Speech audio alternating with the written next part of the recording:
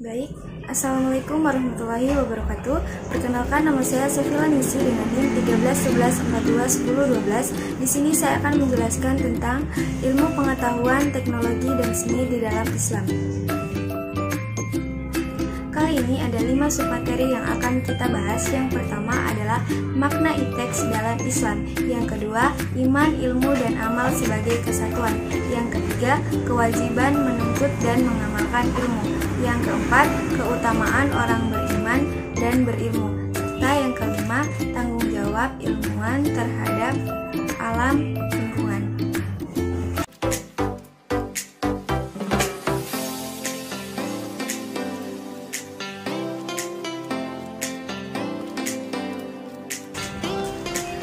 Makna ITEX dalam Islam.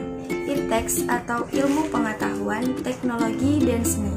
Ilmu berasal dari bahasa Arab, yakni alima yalamu ilman, yang berarti tahu atau mengetahui. Sedangkan teknologi adalah hasil dari penerapan ilmu pengetahuan yang dapat membawa dampak positif berupa kemajuan peradaban dan kesejahteraan kehidupan manusia. Sementara itu, seni adalah hasil olah akal dan budi manusia yang merupakan ekspresi jiwanya. Jadi, ITEX dalam Islam adalah kebutuhan manusia dalam rangka mencapai kesejahteraan hidup di dunia dan memberi kemudahan pada peningkatan keimanan kepada Allah Subhanahu wa Ta'ala. Yang kedua, iman, ilmu, dan amal sebagai kesatuan. Iman, ilmu, dan amal adalah kesatuan yang tidak dapat dipisahkan.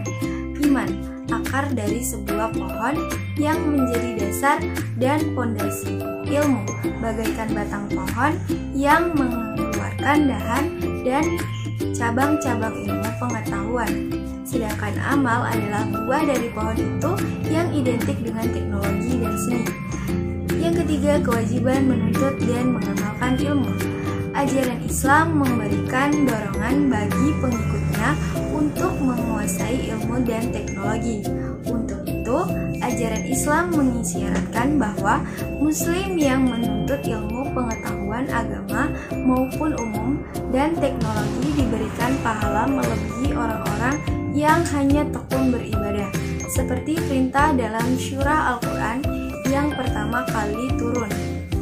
Ulama-ulama yang ahli di berbagai bidang agama, tafsir, Ibnu Jarir At-Tabari, Abu Muslim Muhammad bin Nasri Al-Isfani, hadis Imam Bukhari, Imam Muslim, Abu Dawud, At-Tirmidzi tasawuf, Hasan Al-Basri, Rabi'ah Al-Adawiyah, Al-Qushairi bahasa, Utsman Al-Mazini fikih, Imam Abu Hanifah, Imam Malik, Imam Syafi'i, dan Imam Ahmad bin Hanbal.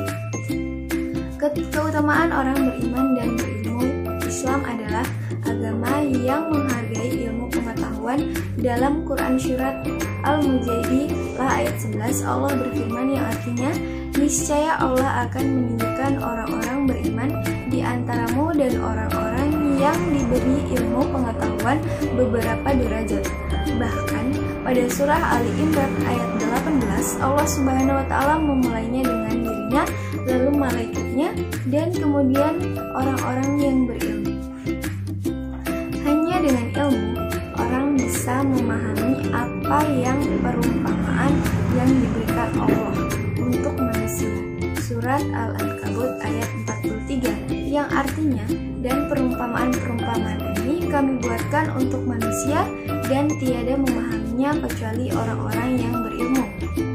Dalam surah An-Nisa ayat 162 kembali ditegaskan yang artinya, tetapi orang-orang yang mendalami ilmunya di antara mereka dan orang-orang mukmin mereka beriman kepada apa yang telah diturunkan kepadamu, Al-Quran, dan apa yang telah diturunkan sebelummu, dan orang-orang yang mendirikan sholat, menunaikan zakat, dan orang-orang yang beriman kepada Allah dan hari kemudian. Orang-orang itulah yang kami berikan kepada mereka pahala yang besar. Tanggung jawab ilmuwan terhadap alam lingkungan pada hakikatnya Setiap kita hidup tengah suatu tantangan lingkungan, hidup yang telah diciptakan Allah Subhanahu wa Ta'ala harus memanfaatkan keberadaannya, tapi sekaligus harus mempertahankan fungsi dan kualitasnya, sebagaimana amanah Tuhan kepada manusia dengan dikesankannya pula bahwa bumi secara keseluruhan adalah suatu tantangan lingkungan hidup yang terbesar yang perlu dicermati, yaitu pada Quran Surat Hud ayat 61 yang artinya Dia menciptakan kamu dari bumi, tanah, dan menjadikan kamu pemakmur bumi itu. Dalam konteks ini, kita patut berpaling kepada firman Allah Quran Surat Al-Hasyariyat, hendaklah kamu ambil semua pelajaran, hai orang-orang berpandangan tajam.